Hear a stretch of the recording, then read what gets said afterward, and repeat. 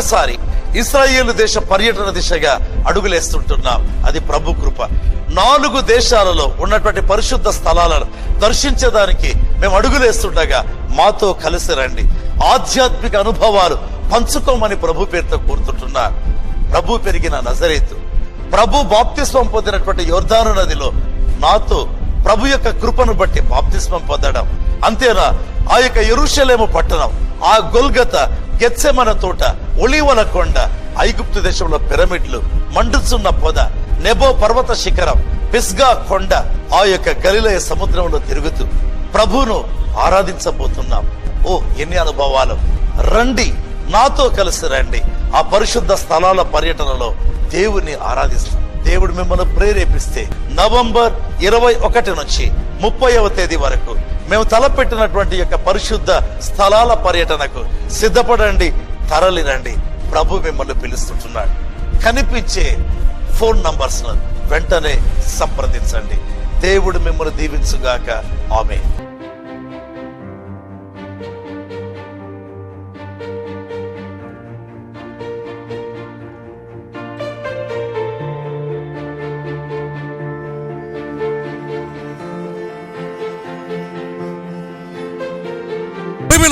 ఈరోజు దేవుని వాక్యంలో ధ్యానిస్తుండినాను. ప్రభువా, ఈరోజు ఏ వాక్యం చెప్పాలి?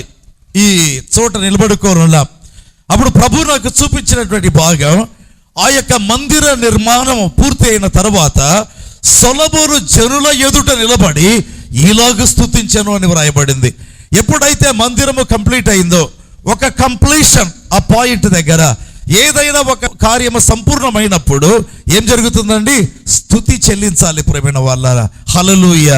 ఈరోజు దేవుని వాక్యంలో ఆ సొలొమోను స్తుతి ఆధారంగా కొన్ని సంగతుల మీద నేను మాట్లాడాలని కోరుతున్నా. రాజుల మొదటి గ్రంథం 8:15. తండ్రి అయిన దావీదునకు మాట ఇచ్చి దాన్ని నెరవేర్చిన ఇశ్రాయేలు దేవుడైన యెహోవాకు స్తోత్రము కలిగి ఉండునుగాక. అందరం ఒకసారి స్తోత్రము కలుగునుగాక అందామా? స్తోత్రము కలుగునుగాక. హల్లెలూయా. సొలొమోను అక్కడ నిలబడ్డాడు. నా తండ్రి అయినటువంటి దావీదుకు వాగ్దానం ఇచ్చి నెరవేర్చినటువంటి దేవుడు స్తుతింపబడుగాక అంటున్నాడు. ఈ వాగ్దానం ఎవరికి వచ్చిందట? తండ్రికి వచ్చింది. ఆ ముందు తరములో వచ్చింది. అయితే నెరవేర్పు ఎప్పుడు? తర్వాత తరములో జరిగింది. ప్రియమైన వాళ్ళారా, వాగ్దానము ఎప్పుడు ఇవ్వబడినా, తరములు మారినా, జగములు మారినా, యుగములు మారినా, వాగ్దానం మాత్రం మారదండి. హల్లెలూయా. దేవునికి స్తోత్రాలు కలుగునుగాక. సొలొమోను చెప్తా ఉంటున్నాడు, నా తండ్రికి నీ వాగ్దానం ఇచ్చావు, అయితే వాగ్దానం నా తరములో నెరవేరింది. అంటే దేవుని వాగ్దానం ఎంత శక్తి కలిగింది, దేవుని వాగ్దానం ఎంత బలమైంది. ప్రియమైన వాళ్ళారా, ఆ వాగ్దానము మారదండి. అది ఎంత పరిస్థితులు, సమాజం ఎంత మారినా కూడా ఆ వాగ్దానం మాత్రం మారదు. ఎందుకంటే అది దేవుడు పలికినటువంటి మాట అయింది. రాజుల మొదటి గ్రంథం 8వ అధ్యాయం 20వ వచనాన్ని మనం చదువుకుందాం. తాను సెలవిచ్చిన మాటను యెహోవా నెరవేర్చి ఉన్నాడు. నేను నా తండ్రైన దావీదునకు ప్రతిగా నియమింపబడి యెహోవా సెలవు చొప్పున ఇశ్రాయేలు మీద సింహాసనాసనుడై ఉండి ఇశ్రాయేలు దేవుడైన యెహోవా నామ ఘనతకు మందిరమును కట్టించి ఉన్నాను. ఇక్కడ తిరిగి సొలొమోను స్తుతిస్తా ఉన్నాడు. 8:15లో స్తుతించాడు, 8:20లో స్తుతించాడు. మాటికి ఒక్క సంగతే, వాగ్దానాన్ని నెరవేర్చావా ప్రభువా? ఏమంటున్నాడు? వాగ్దానం నెరవేర్చావా ప్రభువా? ప్రియమైన వాళ్ళారా, ఎవరి జీవితంలో దేవుడు చేసినటువంటి మేలును జ్ఞాపకం చేసుకొని స్తుతించేవారుగా ఉంటారో, దేవుని యొద్ద చెప్తున్నాను, ఆశీర్వాదాలు అధికంగా పొందేవారై ఉంటారు. ఆశీర్వాదాలు అధికంగా పొందాలంటే సీక్రెట్స్ లో ఒక సీక్రెట్ చెప్పమంటారా? కృతజ్ఞత భావం కలిగి ఉండడం. ఈ సొలొమోను ఒకసారి చెప్తే చాలు కదా, రాజు కదా, చాలా పెద్ద రాజు. అప్పటికే అతడు రాజై దాదాపు ఒక 50 సంవత్సరాలు అయిండొచ్చండి. ఎందుకంటే సొలొమోను దేవాలయాన్ని కట్టేదానికి 46 సంవత్సరాలు పట్టింది. సో రాజు కాగానే మందిరం కట్టాల. సో ఇన్ని సంవత్సరాల రాజై అప్పటికే ఒకవేళ లోపల అతిశయం, గర్వం, అహంకారం పెరిగి ఉండాలి కదా. లేదు, మాటికి సొలొమోను ఆ యొక్క థ్యాంక్ఫుల్నెస్ అంటారు, ఆ యొక్క స్తుతి, కృతజ్ఞత భావము చేత నింపబడి మళ్ళీ చెప్తుంటున్నాడు, దేవా ఇదిగో నా తండ్రికి మాట ఇచ్చి నువ్వు నెరవేర్చావు అని చెప్పి ఏదో ఒక ఫార్మల్ థ్యాంక్స్ చెప్పడంలా ఏమంటున్నాడు? ఏమేమి నెరవేర్చాడో చెప్తా ఉన్నాడు. 2 సంగతులు చెప్పాడు. 8:20 ఏమంటున్నాడు? నా తండ్రి సింహాసనం మీద నన్ను కూర్చోబెట్టావా దేవా అంటున్నాడు. యాక్చువల్గా సొలొమోనుకు దావీదు సింహాసనం మీద కూర్చునే అధికారమే లేదండి. అయితే ఎవరికి ఉంటుంది? మొదటి కుమారుడికి ఉంటుంది. అయితే ఈ యొక్క సొలొమోను ఎవరు? మొదటి భార్య కొడుకు కాదు, రెండవ భార్య కొడుకు కాదు, మూడవ భార్య కొడుకు కాదు. ఈ విధంగా చెబుతూ పోతే ఎవరు అసలు ఈ సొలొమోను? ఎందుకు దేవుడు కన్సిడర్ చేశాడు? ప్రియమైన వాళ్ళారా, కృప.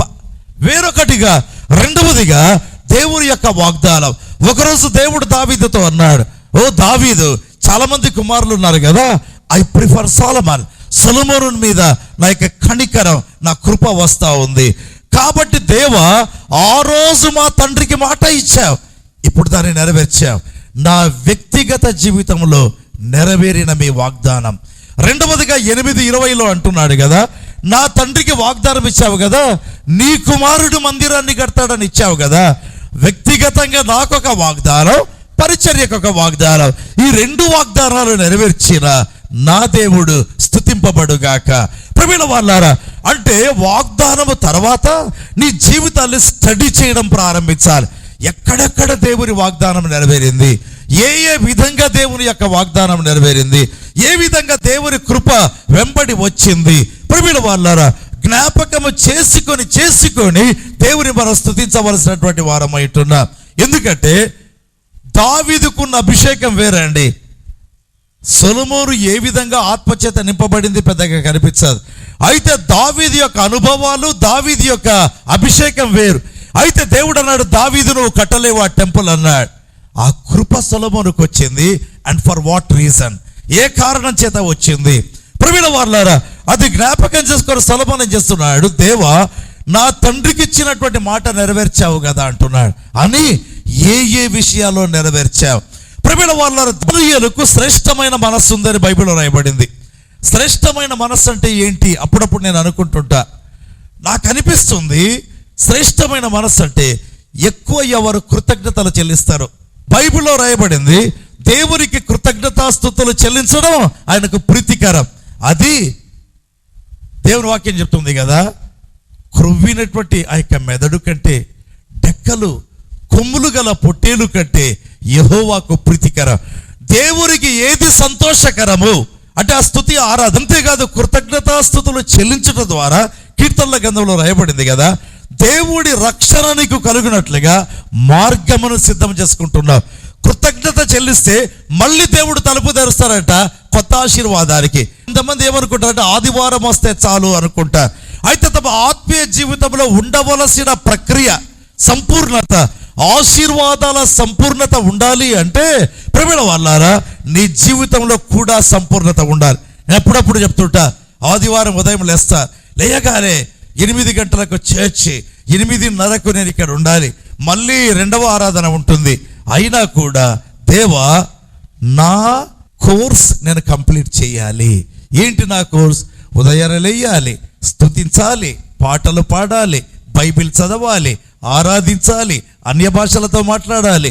ఇవన్నీ నేను ముగించుకుంటేనే ఇక్కడికి నేను రావాలి. సంపూర్ణత. ఇన్ ద సేమ్ వే నీ ఆత్మీయ జీవితంలో సంపూర్ణత ఉంటేనే ఆశీర్వాదాల సంపూర్ణత ఉంటుంది. ప్రియమైన వాళ్ళారా, ఎందుకు చెప్తున్నా అంటే సొలొమోను కృతజ్ఞతలు చెల్లిస్తూ ప్రతిదానికి కృతజ్ఞత చెల్లిస్తా ఉన్నాడు. ఈ జీవితంలో, ఈ సంఘములో నీకు మేలు జరిగిందా? మొట్టమొదట దేవుడు వాక్యం ద్వారా మాట్లాడాడు. రెండవది స్వస్థతలు పొందినవారు, మూడవదిగా అద్భుతాలు పొందినవారు, నాలుగవదిగా ఆత్మలు పొందినవారు. ఆయా సందర్భాల్లో నీ ఒంటరిగా ఉంటే, లేకపోతే ఒంటరితనం చేత బాధపడుతుంటే దేవుడు నీతో మాట్లాడాడు. కృతజ్ఞతాస్తుతులు చెల్లించకుండా ఎలా ఉండగలం? సంఘాన్ని అడుగుతున్నా, ప్రతి ఒక్కరూ ప్రభు అయినటువంటి దేవుని మనం స్తుతించి ఆరాధిద్దాం. ఎందుకంటే ఆ కృతజ్ఞత కొత్త ఆశీర్వాదానికి తలుపు తెరుస్తుంది. దేవుని వాక్యంలో గమనిస్తే 2వ దినవృత్తాంతములో 6వ అధ్యాయం 10వ వచనాన్ని మనం చదువుకుందాం. అప్పుడు తాను అట్లు చెప్పి ఉన్న మాటను యెహోవా ఇప్పుడు నెరవేర్చి ఉన్నాడు. యెహోవా సెలవు ప్రకారము నేను నా తండ్రైన దావీదునకు ప్రతిగా రాజునై ఇశ్రాయేలు రాజాసనమందు కూర్చుండి ఇశ్రాయేలు దేవుడైన యెహోవాకు మందిరమును కట్టించి. ఇప్పుడు సొలొమోను ఏమంటున్నాడు? చాలా జాగ్రత్త. 6:10 ఇంగ్లీష్ బైబిల్లో ఈ మాట కనిపించదండి. అప్పుడు నీవు ఇచ్చినటువంటి మాట, అప్పుడు తాను అట్లు చెప్పి ఉన్న మాట యెహోవా ఇప్పుడు నెరవేర్చి ఉన్నాడు. అప్పుడు చెప్పిన మాట ఇప్పుడు నెరవేర్చున్నాడు. చప్పట్లు కొడదాం అందరం. ఎప్పుడైనా దేవుడు వాగ్దానం ఇవ్వని ఆ మాట తప్పనే తప్పదండి. వాట్ ఎవర్ ద సిచ్యువేషన్ దేవుడు నీకు వాగ్దానం ఇచ్చాడా, ఆ వాగ్దానం ఎల్లప్పుడూ పనిచేసే వాగ్దానమే. ఆ వాగ్దానం ఎప్పుడు నెరవేరేటువంటి వాగ్దానమే. ఆ వాగ్దానంలో ఒక్క పొల్లైనా ఒక్క సున్నైనా ఎప్పుడు తప్పదు. ఆ సొలొమోను అంటున్నాడు చూడండి, అప్పుడు నీవు చెప్పినటువంటి మాట ఎప్పుడు 50 సంవత్సరాల కిందట లేదా 60 సంవత్సరాల కిందట. ఎందుకు చెప్తున్నానండి, మళ్ళీ చెప్తున్నాను. దేవాలయం కట్టడానికి 46 సంవత్సరాలు రాజు అయింది. దాని తర్వాత దావీదు ఎన్ని ఏళ్ళ వయసులో ఉన్నప్పుడు దేవుడు వాగ్దానం ఇచ్చాడు అనుకుందాం. కనీసం 50 సంవత్సరాలు అండి. 50 years బ్యాక్ ఈ వాగ్దానం నాకు కాదు ప్రభు ఇచ్చింది, అయితే నన్ను గురించి నా తండ్రికి ఇచ్చావు. అప్పుడు చెప్పిన మాట ఇప్పుడు నెరవేర్చావు. ఈరోజు చాలా మంది అనుకుంటుంటారు, నా జీవితంలో వాగ్దానము నెరవేరుతుందా, నా జీవితంలో వాగ్దానము కలగగలదా, ఈ వాగ్దానం నా జీవితంలో ఇది క్యాన్ ఇట్ బి మెటీరియలైజ్. సొలొమోను అంటున్నాడు, అప్పుడు చెప్పిన మాట ఇప్పుడు నెరవేర్చి ఉన్నావు. హల్లెలూయా. నీ జీవితంలో ఎప్పుడు కూడా ప్రభువా అప్పుడు నాకు వాగ్దానం ఇచ్చావే, కుడ్ దట్ బి, అది నెరవేరి ఉండగలదా అనేటువంటి స్థాయిలో నేను ఉన్నాను అని చెప్పి నీవు అనుకుంటున్నట్లయితే రిమెంబర్, ఒక టైం వస్తుంది అప్పుడు చెప్పిన మాట ఇప్పుడు నెరవేర్చి ఉన్నావు. హల్లెలూయా. దేవునికి స్తోత్రాలు కలుగును గాక. నా జీవితంలో ఇంత పరిచర్య చేస్తారని అనుకోలేదండి. నిజంగా చెప్తున్నా, గొప్ప పరిచర్య చేయాలని ఆశ ఉంది కానీ ఉండింది కానీ ఇంత పరిచర్య చేస్తారని మాత్రం నేను అనుకోలేదు. అయితే ఆశ గల ప్రాణాన్ని తృప్తిపరిచిన దేవుడు ఏం చేశాడు? He said yes and amen to my desire. ఈరోజు ప్రభు ఇంత గొప్ప పరిచర్యలకు తీసుకొచ్చాడు. సొలొమోను అంటాడు, దేవా 2 పెద్ద వాగ్దానాలే, రాజుగా చేస్తానన్నావు, చేశావు. రెండవదిగా మందిరాన్ని నిర్మిస్తానన్నావు, జరిగించావు. ప్రభువా ఈ 2 నెరవేర్చావు. ఎంత గొప్ప దేవునివి. అందుకే దేవుని వాక్యంలో విలాప వాక్యాలు 3:23 మనం చదువుకుందాం. అనుదినము నూతనముగా ఆయనకు వాత్సల్యత పుట్టుచున్నది, నీవు ఎంతైనా నమ్మదగిన వాడవు. నీవు ఎంతైనా నమ్మదగిన వాడవు. చప్పట్లు కొడదాం అందరం. ఎన్ని ఎక్స్టెంట్ నమ్మొచ్చండి ప్రభువును, ఎంతవరకైనా నమ్మవచ్చు. ఎంతవరకు చూడండి, తిరిగి కీర్తన 46:1 చదువుకుందాం. దేవుడు మనకు ఆశ్రయమును దుర్గమునై ఉన్నాడు, ఆపత్కాలములో ఆయన నమ్ముకొనదగిన సహాయకుడు. ఆపద కాలం అనేటువంటిది ఒకటి ఉంది. ఎంత పెద్ద ఆపదైనా, కేరళ లాంటి ఒక వరద తుఫాను అయినా, ప్రమిళ వాళ్ళ భూమి మార్పు నందిన, నడి సముద్రములలో పర్వతములు మునిగిన, ఆ పొంగునకు ఏమి జరిగినా నేను మాత్రం భయపడను. వాయ్, నాకు ఆశ్రయ దుర్గమగు యెహోవా. కీర్తన 144, 145 ఎక్కువగా మా అమ్మ చదివేవారండి. ఎప్పుడు నేను జ్ఞాపకం చేసుకుంటా. కీర్తన 144:1, నాకు ఆశ్రయ దుర్గమైన యెహోవా స్తుతింపబడుగాక. నా చేతులకు యుద్ధం, నా వ్రేళ్లకు పోరాటమును నేర్పువాడై ఉంటున్నాడు. కీర్తన 145:1, రాజవైనటువంటి నా దేవా అనేటువంటి స్థుతి. 2 చాలా బ్యూటిఫుల్ వర్షిప్ సాంగ్స్ ప్రేమైన వాళ్ళారా. ఈ 46:1 దావీదు అంటున్నాడు, ఏమంటున్నాడు? ఆపత్కాలములో ఎంత భయంకరమైన ఆపదైనా ఆయన నమ్ముకొనదగిన వాడు. దేవుడు ఎవరంట? ఎంత వరకైనా నమ్ముకోవచ్చండి. ఎంత నమ్మితే ప్రేమైన వాళ్ళారా అంత పొందేటువంటి వారంగా ఉంటాం. ఎంత నమ్మితే అంత పొందేటువంటి వారంగా ఉంటాం. అందుకు దేవునికి స్తోత్రాలు తెలియజేస్తున్నా. ఎందుకంటే ఏ స్థాయికైనా ఆయన ఆశ్రయ దుర్గమే అండి. ఎవరు? యేసు ప్రభు ఆశ్రయ దుర్గమై ఉంటున్నాడు. అందుకు దేవునికి మనం కృతజ్ఞతాస్తుతి ఆరాధన తెలియజేద్దాం. చూడండి, రాజుల మొదటి గ్రంథం 8వ అధ్యాయం 56వ వచనాన్ని చదువుకుందాం. ఎట్లనగా తాను చేసిన వాగ్దానం అంతటిని బట్టి ఇశ్రాయేలీయులకు తన జనులకు నెమ్మదిని దయచేసిన యెహోవాకు స్తోత్రము కలిగి ఉండునుగాక.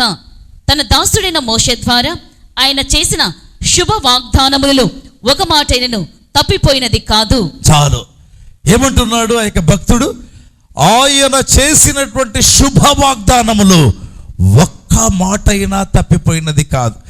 దేవుడు తన వాగ్దానములో ప్రతి మాట చూస్తాడట. మనము ప్రేయర్లో, దేవా నిన్ను స్వస్థపరచు యెహోవాను నేనే అన్నావు కాబట్టి బాగుపరచాలని సింపుల్గా ప్రార్థన చేస్తావు. దేవుడు అలా కాదట, తన వాగ్దానంలో ప్రతి మాట చూస్తా వెళ్తాడట. తన వాగ్దానంలో ఏం చేస్తాడు? ప్రతి మాట. హల్లెలూయా. ఎంత జాగ్రత్తగా చూసుకుంటున్నాడంటే వాగ్దానంలో ఒక్కొక్క మాట నెరవేరిందా లేదా. ఇప్పుడు ఈ యొక్క భక్తుడు అంటున్నాడు, దేవా నీ యొక్క వాగ్దానం శుభ వాగ్దానం.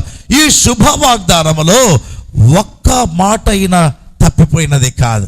కనుక ఈ భక్తుడు ఒక్కొక్క పదము స్టడీ చేస్తా ఉన్నాడు. Lord I remember the promise and every word that is there studded in the promise. ఆ యొక్క వాగ్దానంలో మీరు పెట్టారే, ఆ వాగ్దానంలోని ప్రతి మాట నేను చూస్తాను.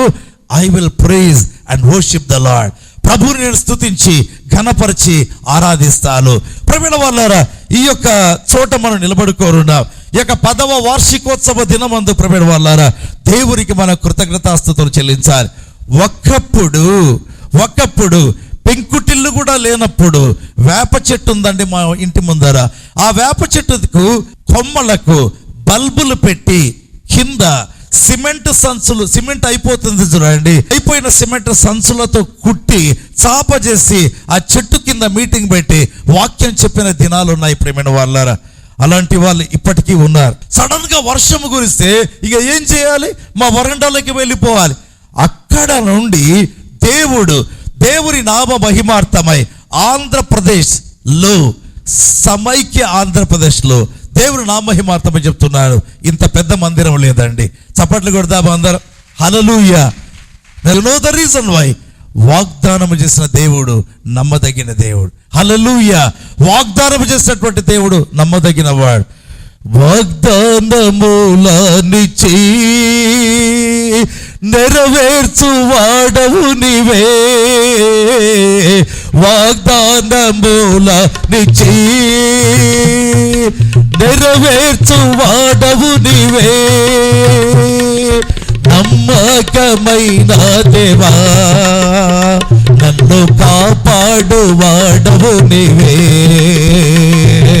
నమ్మకమైన దేవా నన్ను కాపాడు వాడవు నీవే, ప్రభువా నిన్ను నీ కొనియాడేదా, హల్లెలూయా పాడేదా, ప్రభు నిన్ను కొనియాడేదా. ఈరోజు ఒక సేవకుని జీవితంలో ఏంటి దేవుడు ఏం జరిగించాడు చూద్దాం. నిర్గమకాండం 3:4 చదువుకుందాం. దానిని చూచుటకు అతడు ఆ తట్టు వచ్చుట యెహోవా చూచెను. దేవుడు ఆ పొద నడుమ నుండి మోషే మోషే అని అతనిని పిలిచెను. ఈ భాగంలో చూస్తే దేవుడు మోషేని పిలిచాడు. ఎలా సేవలో నడిపించాడు చూద్దాం.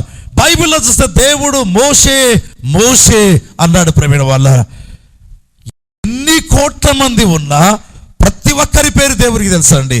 మోషేతో మాట్లాడుతుంటాడు, ఇదిగో నీ అన్నయ్యన అహరోను లేడా అన్నాడు. దేవుడు సింపుల్గా అన్ననో తమ్ముడో మర్చిపోయాను, నీ సహోదరుడైన అహరోను లేడా అనొచ్చు కదా అన్నాడు. ఎవరు అన్న ఎవరు తమ్ముడు తెలుసు. ఆయన నక్షత్రాలకు పేర్లు పెడతాడు, నక్షత్రాలను పేర్లు పెట్టి పిలుస్తాడు. కోట్ల నక్షత్రాల పేర్లతో సహా తెలుసా అండి ఈ గొప్ప దేవునికి ప్రియమైన వాళ్ళారా. అందుకే బుద్ధి జ్ఞాన సర్వ సంపదలు యేసుక్రీస్తులో గుప్తమై ఉంటున్నాయి. హల్లెలూయా. సో దేవుడు ఒకరోజు మోషేను పేరు పెట్టి పిలిచాడు, సేవకు రమ్మన్నాడు. ఆ పిలుపు ఏ విధంగా ఉంది? నిర్గమ 3:10 చదువుకుందాం. కాగా రమ్ము, నిన్ను ఫరో యొద్దకు పంపెదను, ఇశ్రాయేలీయులైన నా ప్రజలను నీవు ఐగుప్తులో నుండి తోడుకొని పోవలనెను. పిలుపు ఎప్పుడు చాలా జాగ్రత్తగా చూడాలండి. దేవుని పిలుపు అంటే ఏంటి?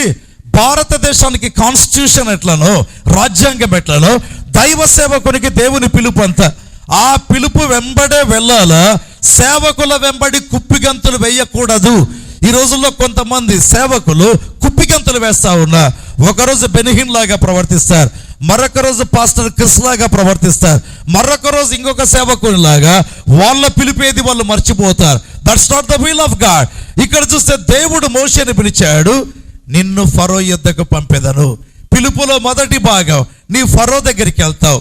పిలుపులో రెండవ భాగం ఇశ్రాయేలును ఐగుప్తులో నుండి విడిపిస్తావు. పిలుపులో మూడవ భాగం నిర్గమ 3:12.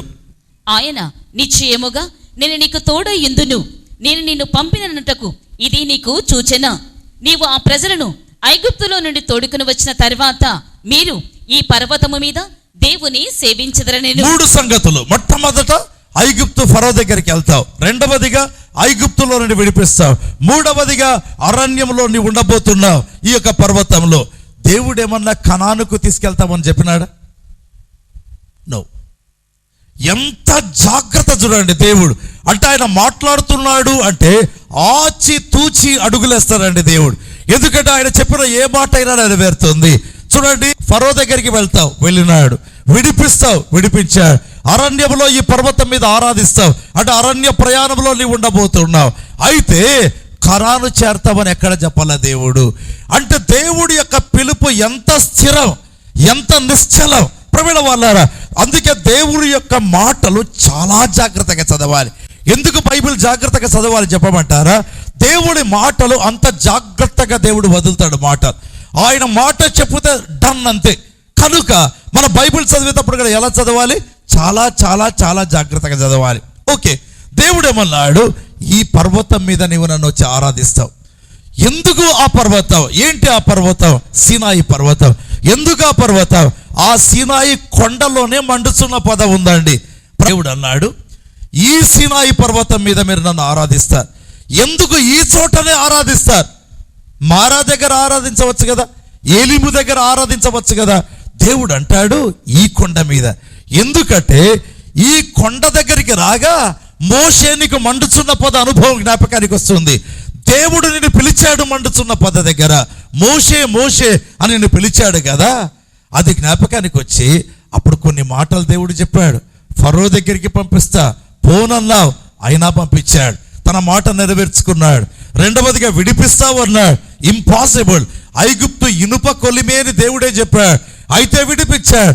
ఆ వాగ్దానములు ఇచ్చి నెరవేర్చినటువంటి దేవుణ్ణి ఆ మండుచున్న పొద యొక్క కొండ, సీనాయి కొండ దగ్గర నువ్వు స్తుతించాలి, ఆరాధించేదానికి పిలుస్తున్నారు.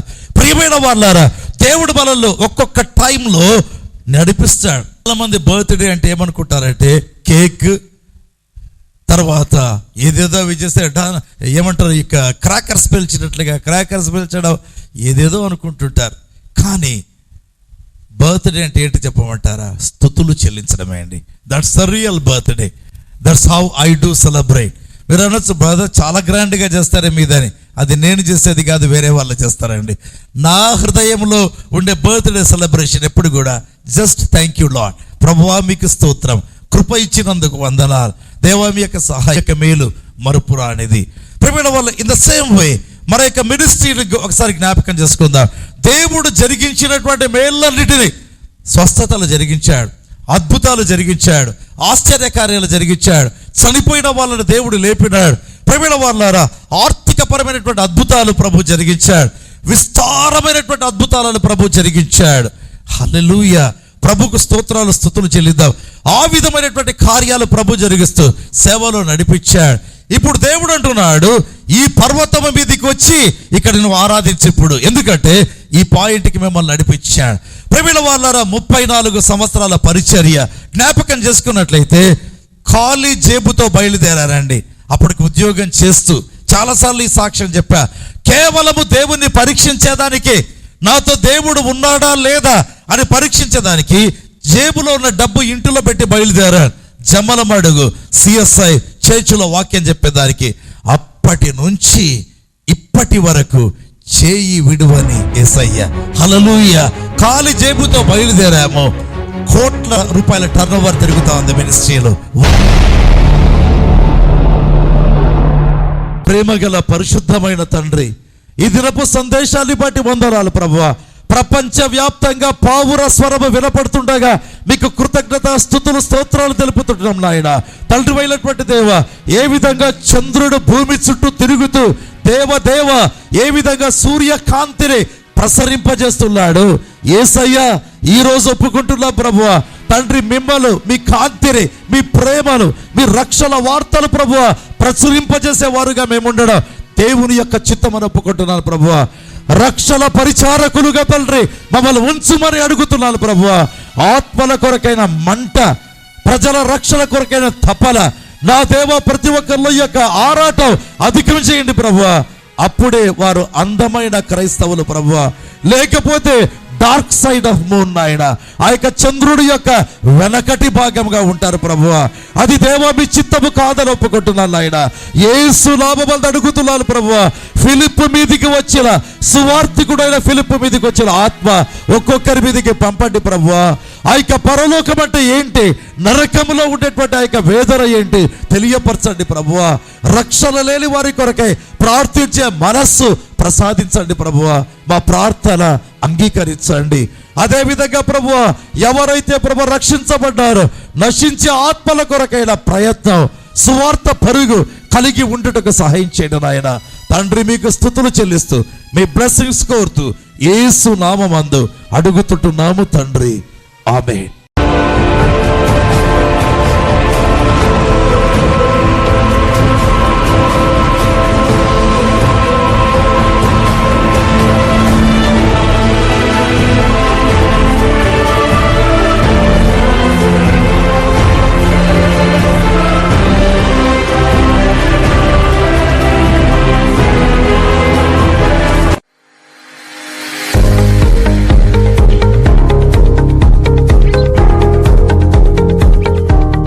మరొక్కసారి ఇశ్రాయేలు దేశ పర్యటన దిశగా అడుగులేస్తుంటున్నాం. అది ప్రభు కృప. 4 దేశాలలో ఉన్నటువంటి పరిశుద్ధ స్థలాలను దర్శించడానికి మేము అడుగులేస్తుండగా మాతో కలిసి రండి. ఆధ్యాత్మిక అనుభవాలు పంచుకోమని ప్రభు పేరుతో కోరుతుంటున్నారు. ప్రభు పెరిగిన నజరేతు, ప్రభు బాప్తిస్మం పొందినటువంటి యోర్దాను నదిలో నాతో ప్రభు యొక్క కృపను బట్టి బాప్తిస్మం పొందడం, అంతేనా ఆ యొక్క యెరూషలేము పట్టణం, ఆ గొల్గత, గెత్సెమన తోట, ఒలీవల కొండ, ఐగుప్తు దేశంలో పిరమిడ్లు, మండుచున్న పొద, నెబో పర్వత శిఖరం, పిస్గా కొండ, ఆ యొక్క గలిలయ సముద్రంలో తిరుగుతూ ప్రభువును ఆరాధించబోతున్నాం. ఓ ఎన్ని అనుభవాలు! రండి, నాతో కలిసి రండి. ఆ పరిశుద్ధ స్థలాల పర్యటనలో దేవుని ఆరాధిస్తాం. దేవుడు మిమ్మల్ని ప్రేరేపిస్తే నవంబర్ 21 నుంచి 30వ తేదీ వరకు మేము తలపెట్టినటువంటి యొక్క పరిశుద్ధ స్థలాల పర్యటనకు సిద్ధపడండి, తరలిరండి. ప్రభు మిమ్మల్ని పిలుస్తుంటున్నాడు. కనిపించే ఫోన్ నంబర్స్ వెంటనే సంప్రదించండి. దేవుడు మిమ్మల్ని దీవించుగాక. ఆమేన్.